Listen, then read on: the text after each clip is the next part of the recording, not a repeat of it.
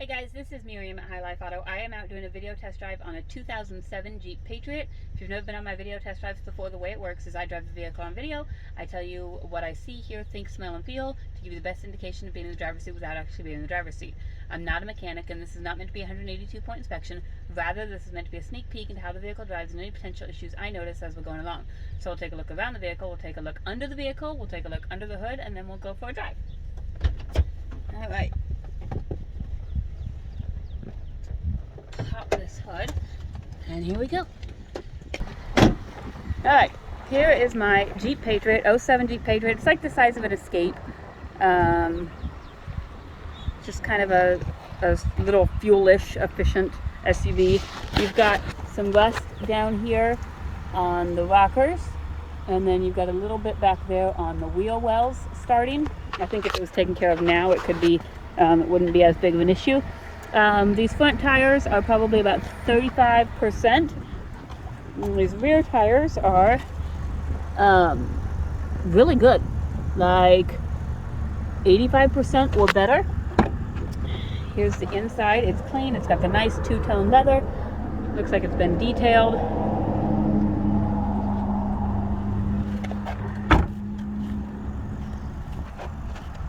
Got back here, you've got a little bit of cracking on the bumper right there, and then some rust starting kind of on the bottom of the tailgate. It's the back seat. You still have plenty of room for storage back there.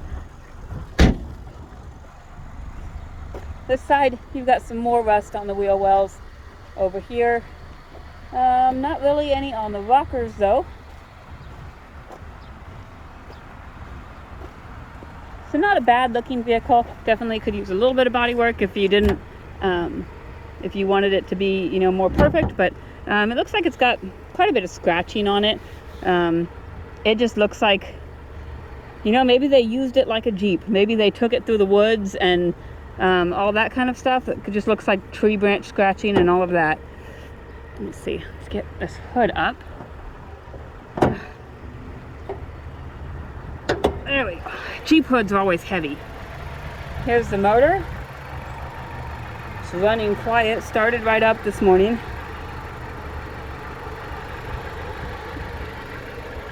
There we go. Oh, and we're going to look under the vehicle on this. Okay, and the reason we're looking under the vehicle is because the seller said it had engine cradle rust. So we put this up on a lift, and we kind of looked at it, and we're going to show you what we found. Also, you are more than welcome and encouraged to look at it yourself. And I know I can't get a super great picture under here, but I'll just show you from front to back. Like, there's some minor surface rust, not really a super big deal. Now here is what I think the seller was probably, and excuse the camera wobbling all around, I'm wiggling under here. Here's what I think the seller was probably looking at right here. You see that's rusted right there. And you can see that this is rusted. I think my camera's upside down. Okay, I think this is rusted, but that's surface rust. Like, this is solid right here.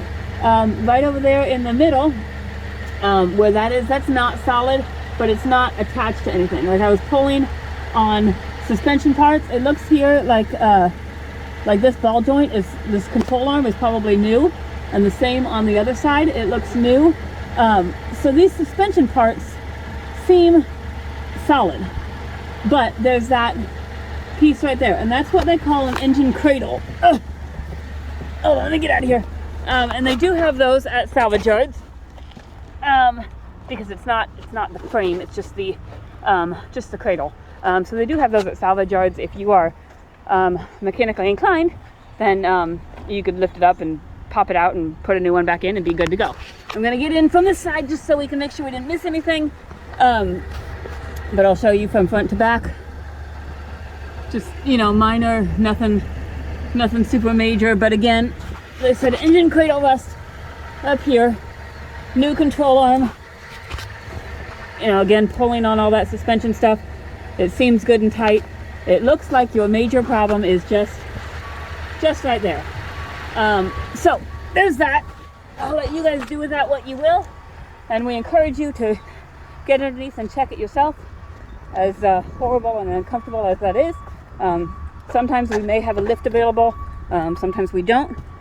But that's what I know. It does make a little bit of noise when I'm driving, but I'll point that out when it happens. And we'll go from there. So we have 232,000 miles on. We have a check engine light and a seatbelt light. I'm pulling the check engine light. I'm letting that do its health report now. We've got radio works. It looks like you're missing a button here, but and that's probably just the aux port, and it's just missing the little piece above it. So the radio works. We're going to turn the AC on and see what we get. And we're going to check our windows. Passenger side window works. Rear passenger side window works. Rear driver's side window works.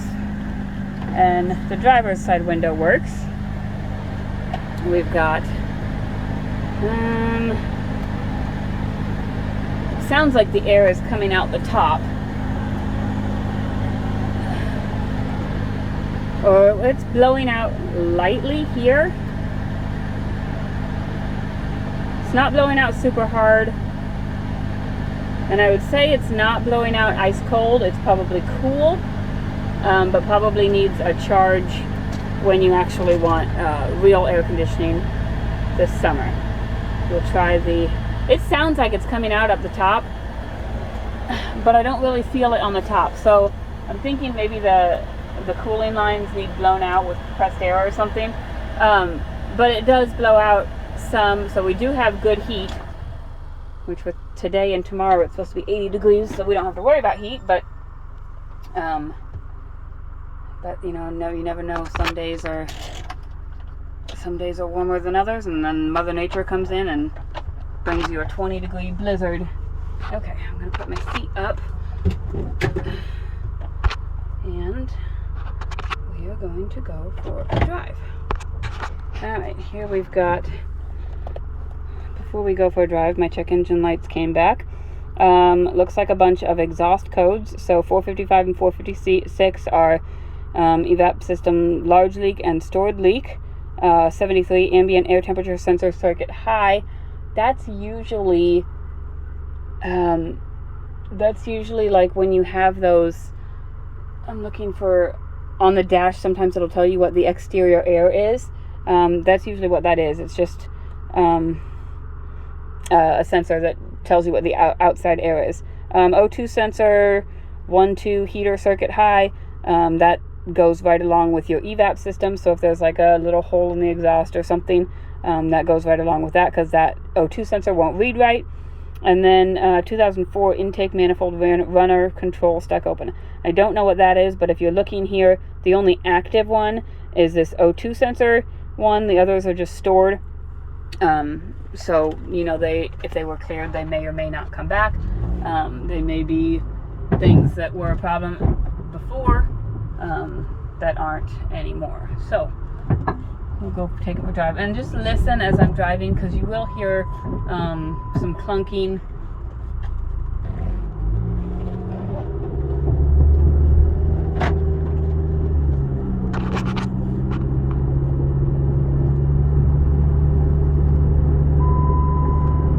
That's my seatbelt.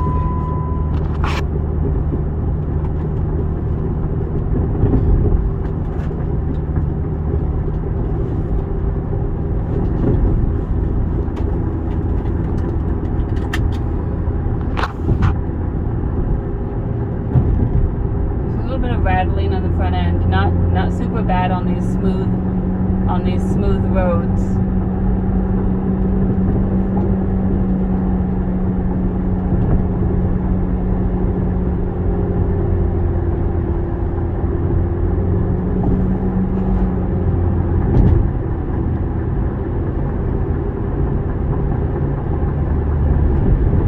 Alright, we're going to check our turn signals. Left turn signal works.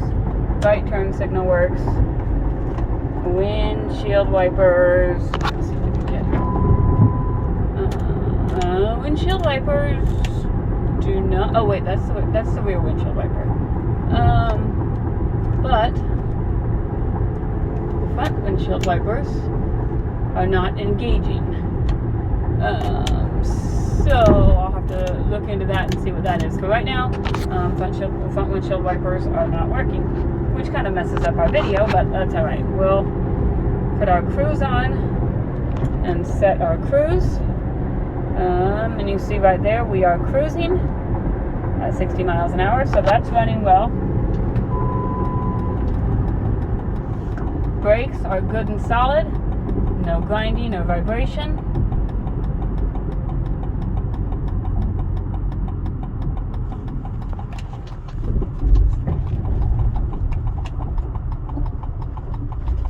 And you haven't really heard much as far as the rattling from underneath goes.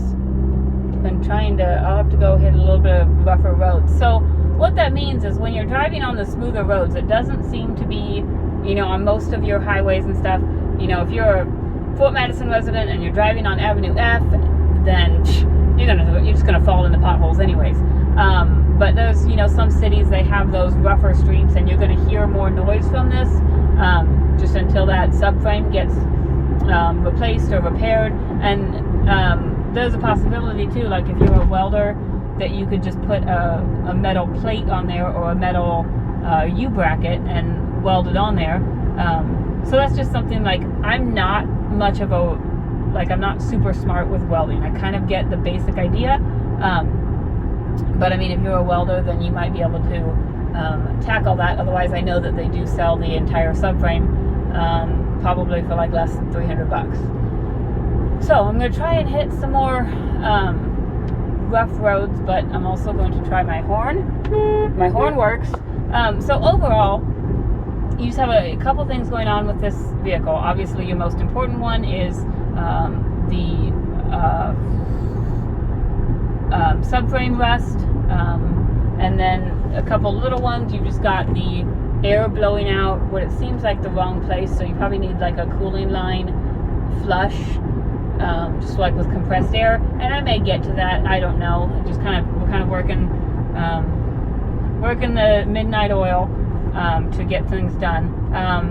But you also have the windshield wipers that currently don't work. Those are important. 5% of the time when it's raining, those are definitely needed. Otherwise, it seems to be a really good running vehicle. I'm going to turn right here because this is kind of a rough road, and I want to hit some roughness.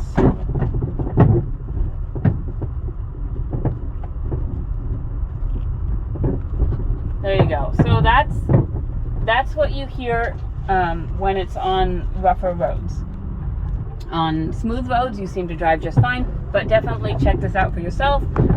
See what it's going to cost to repair. It's very likely you can have this back to good running order for less than $500, and then you'd have a really good vehicle. So if you have any questions, my cell phone is 309-267-7200, and I can answer those questions for you. Thanks, guys.